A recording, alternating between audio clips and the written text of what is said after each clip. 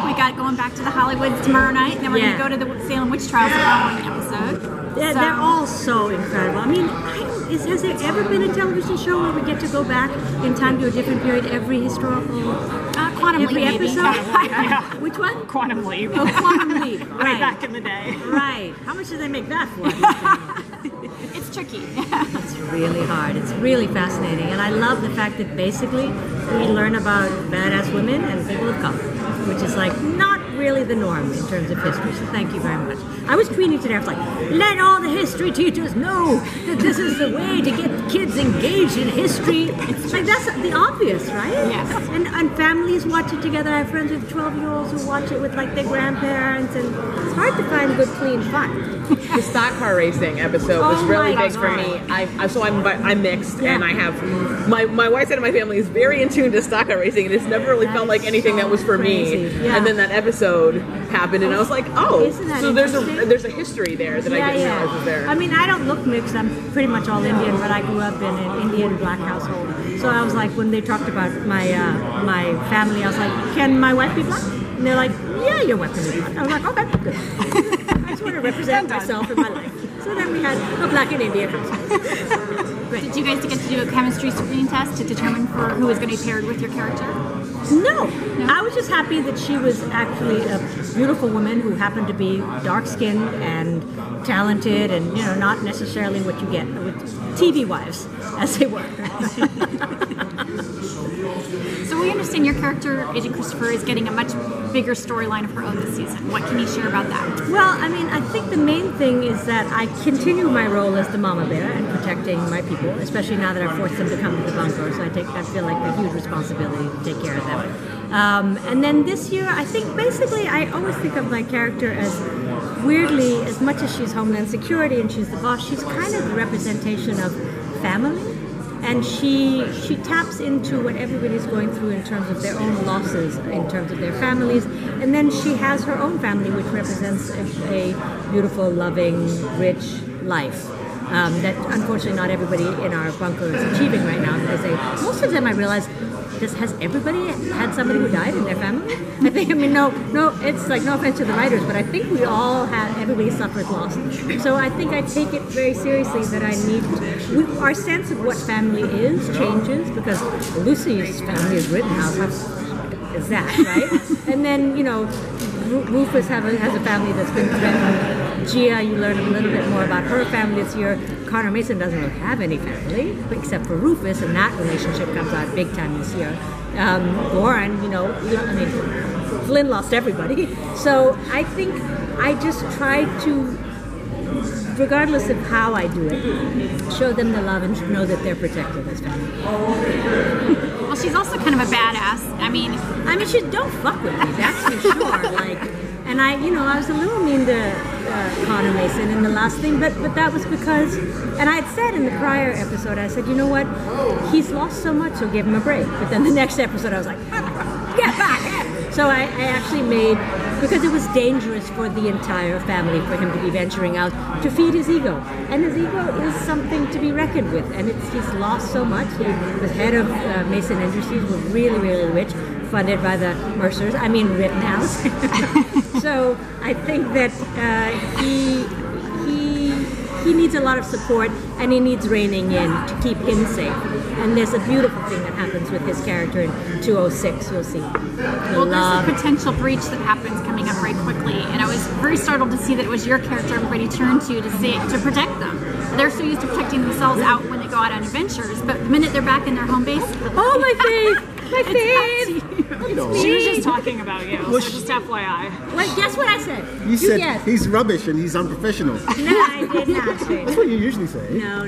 Oh, we should be nice. We were just saying how your character turns to her for protection when it looks like there's a possible breach in their area. And I thought it was interesting. Yes, like a physical coward. He hides behind Denise pistol. That's what you're saying, isn't it? Well, she's the trained agent with the gun.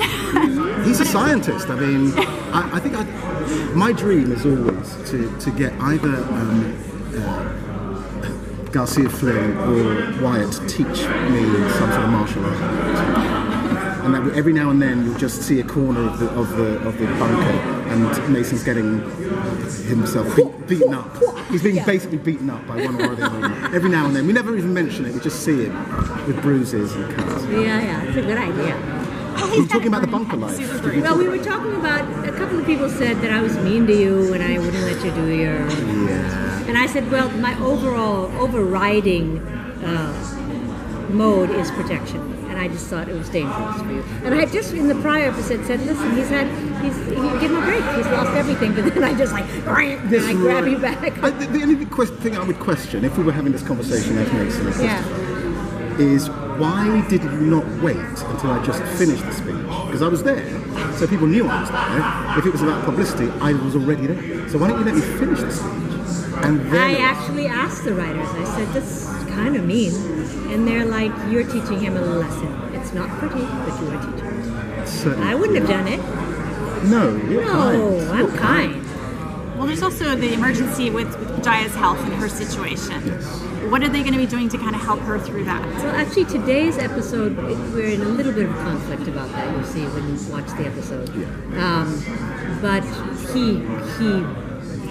he goes to great lengths to figure out what's going on this season. Yeah, I mean, it was a problem when we sent, I think you saw this in the previous season, when we sent pilots back, not all of them came back in one piece. I think we spoke about that when I was training Gia for the lifeboat, if you remember that episode. So he knows already that there are people who've been damaged by it.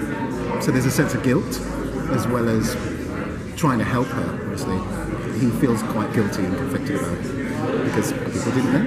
Yeah, and I was saying that I always think of my character as being this mama bear protecting the family, but that people's understanding of what family is something that's really fascinating in our show. Yes. And I think with Connor Mason, who is his family and who he's connected to and how that grows and how he has understanding of it is something that gets explored this year in a really beautiful way. Yeah, I mean, and Christopher sort of represents the only one amongst us who has a normal family life. You know, she's got a partner and she's got kids. None of us have that, or have lost it in one way or another. So she's I suppose the most emotionally stable. I'm emotionally stable, although I don't let my emotions out at work. Well, now, of course, we got Flynn back in the hen house, so to speak. They're trying to enlist his aid for a limited basis, it seems like. Mistake. A terrible mistake. Yeah, get him the heck out. It's too tall for the bunker anyway. This is why you need a democracy, so we could have voted on it, because you know that he wouldn't have come in. Yeah. Because nobody wanted him, apart from you and Lucy. I didn't want him, but I knew it could be helpful, and at some point we have to just, smack him down. So she's manipulating the situation a bit. Well, I have to get information. He's the only one who has information that we need this season, right? Especially at the beginning of it. True, but I mean, you're bringing the lion into our own. Right. I mean, it is kind of weird because there are times when we're like, he's just waltzing around, he's sitting on the bench there. There are sharp objects around. He could kill you with a. Where's my gun? Yeah, he could kill you with a blunt spoon. Yeah. Exactly. Shiv. Yeah. Mm-hmm. But I suppose we are compromised because there's nothing else we can do. We don't have enough information. Yeah. He's the one who's read the notebook. Yeah. So we need it. Yeah, information comes from interesting places this year, for sure. It's so good. Actually so much more in-depth character studies that will keep you, tuned in and wanting to watch more. That's what I'm saying over there. I think that last season was great. There's a lot of action and adventure and running about, but this one's much more about who are you? Yeah. And how can we really get on? Yeah. Where do I have to compromise? Like it is when people have to live together in one place. Right. Everybody's got a different way of doing things. Yeah. And I think that's the brilliant thing about this season. It's much more about the human relationships as opposed to the times being changed. There's a moment where some alcohol comes in.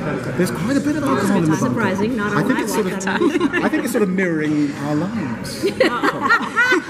I think the writers are really studying us. Yeah, it's good. It's really. Do you guys have a favorite episode of this season? Yes. Which is my favorite, which I haven't even seen, just having read it and knowing what it's about, is probably the same one that's his favorite. It was just really well written and 206. 206? Yeah, really we learned well. much more about him. It's really well shot, and I think because the lead character, who is Robert Johnson, the father of rock and roll, he is a major character. Yeah, I think our show does best when we actually follow a person and just get to sit with them in their lives in a way that doesn't feel forced, but you're learning so much about them in a short amount of time, which is a testament to the writers. But this character was fascinating character. And obviously a character, wonderful actor too. Oh yeah, Kamal Naqvi is called, and his audition. I saw his audition tape. It's like extraordinary. But on set as a performer, out of this world. You actually thought he came from 1936. And the look of it, all of them. He looked, he's all fascinating. Yeah. I mean, but yeah, I love it as an episode. So I think it does what timeless should always do. And also, we find him at the crux of what made him who he is. You know, I think that's best as well when we find those historical characters just to that point. If they don't go that way, they're not going to become the people who they become. Yeah. You know? Yeah.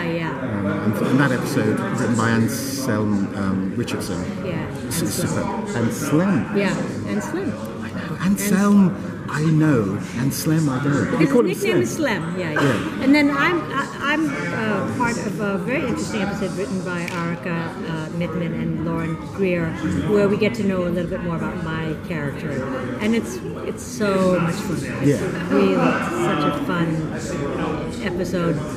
Garcia Flynn and I have some interesting stuff that happens. That's nice. Yeah. But you remember, there are 4 seats in the lifeboat this year. So that leads to a lot more fun. Yeah. Okay. Thank you. Thank you so much, you guys. Thank you.